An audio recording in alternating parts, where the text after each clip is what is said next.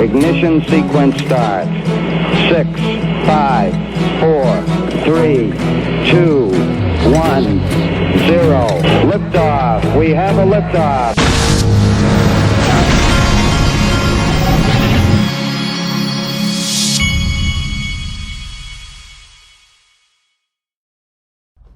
Hey everybody, this is the Digital Asset Investor, and I think that the official cool guy on this Friday is making a very valid point. And I've made this before.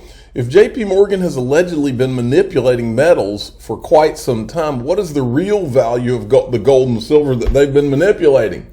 This is one of the largest banks in the world, top 2 or 3 anyway, that have been if they've been actively manipulating the gold and silver markets for, is it decades? It's a long time. What's the true value if that manipulation had not gone on? What would the value be by now? Okay, speaking of precious metals, Digital Perspectives interviewed the CEO of Glint. Listen to this. That you own, it's physically allocated gold, right?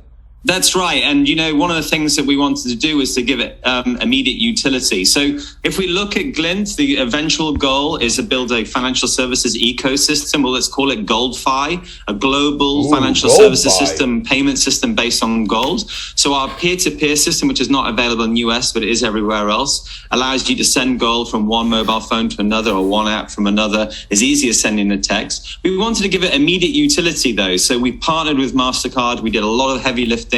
We built this payments and trading platform that integrates with the MasterCard payment system so that you can have immediate utility. You can literally, and I'm sure you do and I do, go into a coffee store anywhere in the world and buy a coffee, pay for your flights, your hotels with the Glint MasterCard.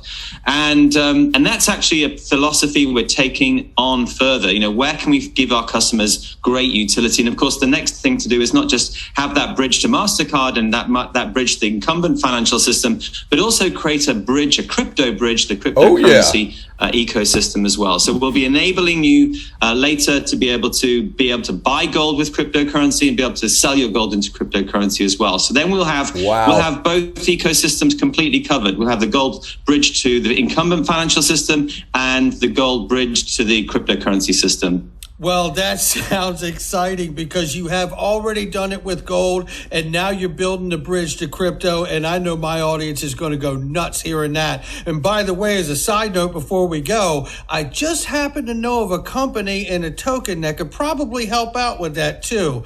Ripple XRP, Jason, Ripple XRP. Thanks for stopping by, man. I'm hearing you. Yep. Thanks for stopping by, Jason. No worries. See you later. All right, that is exciting stuff. Now, if you haven't looked at Glint, I buy gold almost every other week in my Glint account. I've been accumulating gold in this account so that I can use this card if I need to and have spendable gold. The second I saw this, I was like, oh, you gotta be one of my sponsors. This is awesome. So anyway, the link to this will be in the top of the description. Now, also wanted to make you aware of this because this is a monster right here, folks. If this, I don't know if this is true, but look at this. This person says, when PolySign private equity, they're asking Link2, and Link2 says, there might be something cooking, stay tuned. Now, let me tell you what, folks, and I will do a whole show on PolySign if they do this, but PolySign, I'm supposed to be whispering because PolySign is the most secretive custody project in all of crypto. And so I might even have to whisper about the private equity. But if they put this on that platform, the Digital Asset Investor will be buying some of it. Okay? That is the fact jack. Now, and I'll put a link to them in the top of the description too, because here's the thing. If you don't, first of all, you got to be accredited, but if you don't have an account with Link2 already, and they put PolySign on there and you're wanting some, it's too freaking late because it'll go quick. You better go ahead, if you've thought about opening an account, and go ahead and do it. Follow the link. It'll be in the top of the description. And that's important, folks. Don't forget. Okay, ProCoinNews.com, who is the official, by the way, is the official sponsor of the Digital Asset Investor Hunting and Fishing Club, which I just got back from today. I was setting up my deer cameras. I will be releasing some photos of some huge bucks that I'm going to catch on the camera here in the next 48 hours. And I'm going to put ProCoin News logo on it too, so you can see it. They need the credit. They deserve the credit because they are the official sponsor. XRP alert, XRP trading volume mysteriously jumps 1,500% right here from Crypto Whale.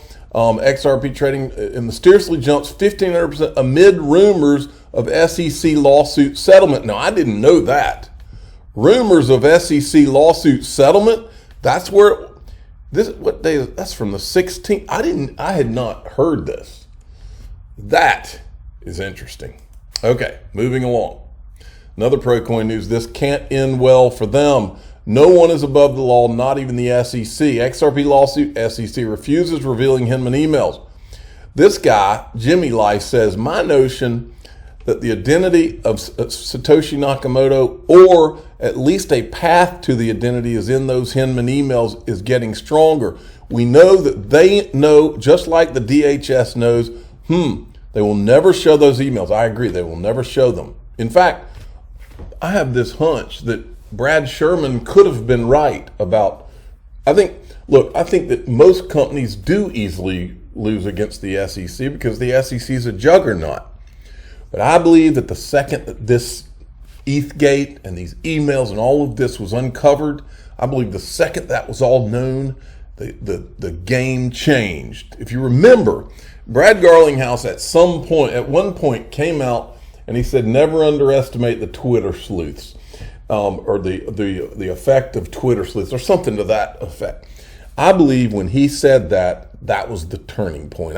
Because it did a couple of things. One is we were out here doing things and we didn't know if it was good or if it was valuable or anything. Second, we saw that, it was like, okay, so we've uncovered something that has changed the game, and he let us know about it.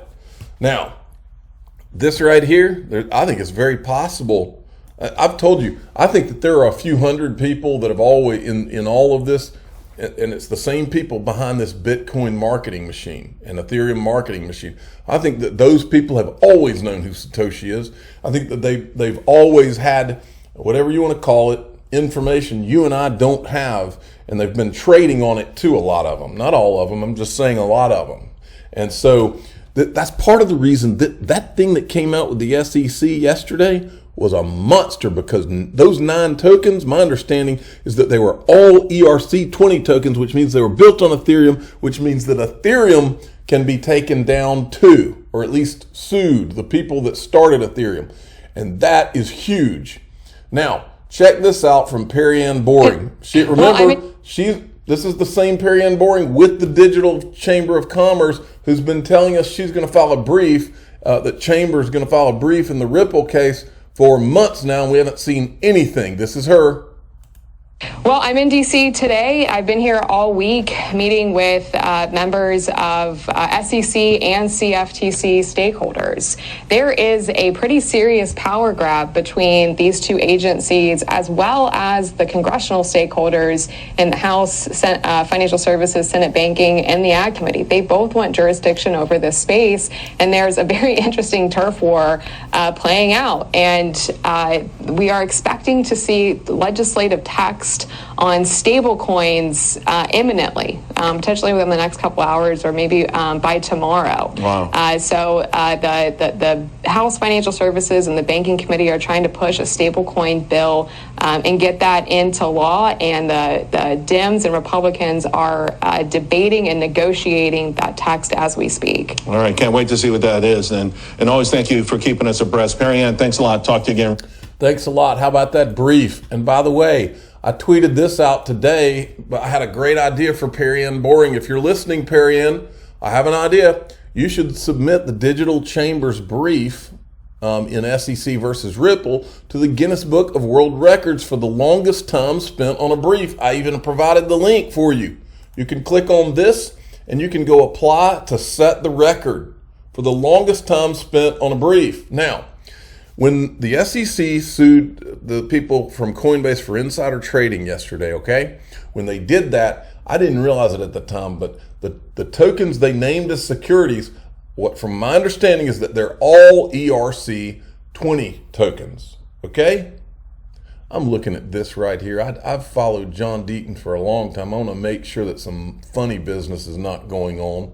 Okay, it's just sometimes it shows that way. All right, but what's significant, folks, is to me that with the fact that those are all ERC20 tokens puts Ethereum in play. And I think now it could. Now I'll float another idea. It could be Gary Gensler trying to do some covering of his butt. In other words, hey, if I sue a few ERC20 tokens, then nobody can say I didn't do anything to anything Ethereum related. And that way he won't have to go after the Ethereum founders like Joseph Lubin. Okay? Now, that might be what they're up to, but that's not going to cut it because we won't let it go in that scenario. But I did, because it's now in play, I wanted to bring back up all of the people who didn't seem to want to fight when it was just XRP. Now all of a sudden, all of them from Coinbase to Jake Chervinsky, all these people are scared all of a sudden. So I wanted to make sure that they were aware of our timeline that shows how the Ethereum free pass happened and all of the people involved. Because to me, I'm betting dimes to donuts. I'm not saying anybody in particular, but I will bet you dimes to donuts that someone, and maybe a few someones in this timeline, these people that were having these closed door meetings with the SEC, I will bet you dimes to donuts that, to quote Mike Novogratz, that somebody in there was buying and selling digital assets based on that knowledge. And based on the SEC's lawsuit yesterday, unless I'm crazy here, that equals insider trading. And he needs to take a look. So I'm providing the timeline to Gary if nobody else. Remember, Joseph Lubin, ERC20 token factory is what he's been running. We know that. The SEC might be coming coming for him or for some of the ERC20 tokens they've been issuing. We don't know. Anyone seen Lubin lately? I missed the elbow grab. I haven't seen him anywhere. If ERC20 tokens are securities, so is Ethereum, which means there are a lot of people involved in ETHgate that should be lawyering up. This is what I'm thinking. I wonder if anyone in those secret, this is kind of what I told you a second ago. Now, and then I said this, ERC20 tokens being considered securities by SEC opens a whole new can of worms. Imagine all the insider trading that went on with all those random tokens. And then Notorious had a very interesting video. Watch this. There's a lot of information. So part of it is event driven. I don't know if this music is a copyright. And access to information. So one of the things I keep trying to do is put myself in the center of the ecosystem. It's when you're center of the ecosystem and it's still a relatively small world, you know what's happening. And so when the Ethereum Alliance got announced, it was well telegraphed that it was going to get announced. You talk to people, you knew it was going to get announced, and then it gets announced and the price goes way, way up. And so I would call that an event-driven trade. Okay, but Ethereum they haven't ruled on yet. I bet dimes to donuts. They will say Ethereum probably was a security, but it's not anymore. It's funny, that's what actually happened. Ethereum they haven't ruled on yet. I bet dimes to donuts. They will say. Anyway, there's no more on that. I just wanted to show you that. Now, Vitalik Buterin says Ethereum will be 55% complete post-merge. That's pitiful. XRP is 100% complete, folks. Charles Gasparino's scoop.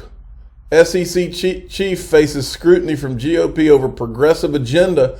Now look at this part. I wanted to show you this part down here. Check this out.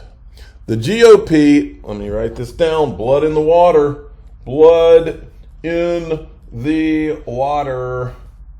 The GOP smells blood in the water, and this treatment of Gary Gensler is merely foreshadowing of what's to come, said one former SEC official who spoke on condition of anonymity. They will surely pull a Mary Shapiro on Gensler if they win the majority. Republicans routinely targeted Mary Shapiro during extensive hearings over her agenda as President Obama's SEC chair after House turned red in 2010 through the end of her tenure. Chairman Gensler is scheduled to appear in front of Senate Banking Committee for an annual oversight hearing this fall. Gary Gensler is going to resign, folks.